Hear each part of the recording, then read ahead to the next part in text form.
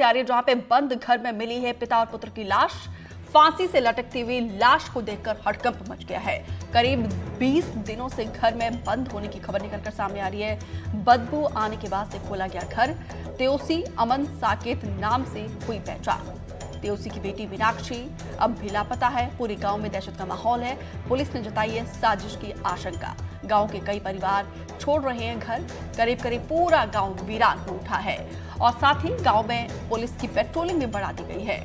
मऊगंज का गडरा गांव में एक घर में पिता और पुत्र की लाश मिलने से सनसनी फैल गई है। बताया जा रहा है कि घर के आसपास रहने वाले लोगों को अंदर से बदबू आ रही थी, जिसको लेकर उन्होंने पुलिस को सूचित किया। जब पुलिस ने घर का दरवाजा तोड़ा तो वहां का मंजर देखकर हर कोई हैरान रह गया। घर के अंदर तेओसी साकेत और अमन साकेत की लाश फांसी से लटकती हुई नजर आई।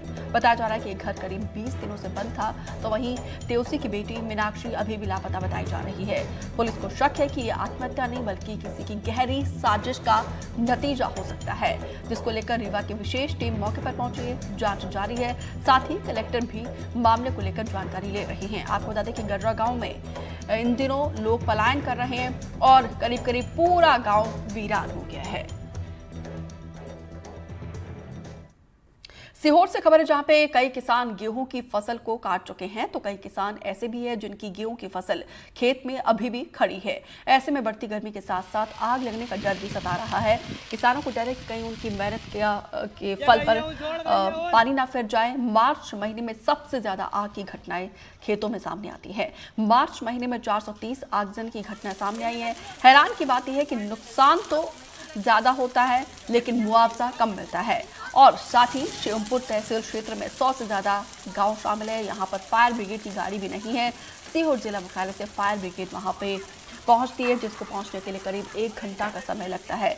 इस तरीके से लाटकुई और चकलदी 40 गांव के सेंटर है, जहां पे आगजनी होने पर इछावर और भैरुंदा क्षेत्र से दमकल की गाड़ी बुलानी पड़ती है। हमारी जो टीम रहती है वो मौके पे जाके सर्वे करती है। पटवारी आ रही हमारे जाते हैं, उसकी विधिवत पंचनामा रिपोर्ट बनाते हैं और फिर जितना भी नुकसान हुआ होता है उसके अनुसार आरपीसी के अंदर जो भी मुआवजे का प्रावधान होता है उसका मुआवजा कैलकुलेट करके संबंधित को भुगतान किया जाता है। देखिए, शामपुर नगर पालिका क्षेत्र नहीं है, इस वजह से वहाँ पे नगर पालिका ना होने की वजह से फायर ब्रिगेड एक परमानेंट तौर पर नहीं है हमारे पास। पर हमारे पास सीहोर में फायर ब्रिगेड्स की संख्या काफ़ी है, ठीक है, तो हम सीहोर से वहाँ फायर ब्रिगेड भेज देते हैं। और इसके साथ ही हमने सभी पंचायतों में और सभी हमारे सचिवों को, जीआरएस को, सरपंचों को बोल के रखा है कि जो भी उनके पास टैंकर्स उपलब्ध हैं उनमें पानी गर्मी के समय या फसल कटाई के समय भर के रखें। कोशिश करें अगर छोटी मोटी मोटर वो लगा सकते हैं किसी टैंकर में तो भी लगा के रखें।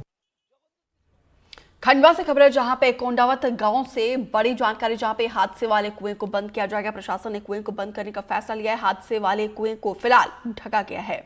कुएं की सफाई के दौरान 8 लोगों की दुखद मौत हुई थी। कोंडावत गांव में हादसे के बाद से प्रशासन ने कुएं को बंद करने का फैसला लिया है। फिलहाल कुएं को ढक दिया गया है और जल्द ही इसे बंद कर दिया जाएगा। आपको बता दें कि इस कुएं में दम घुटने से 8 लोगों की दुखद मौत हुई थी, जिस पर सीएम डॉक्टर मोहन यादव ने दुख जताया था और मृतक के परिजनों को आर्थिक मदद का ऐलान किया।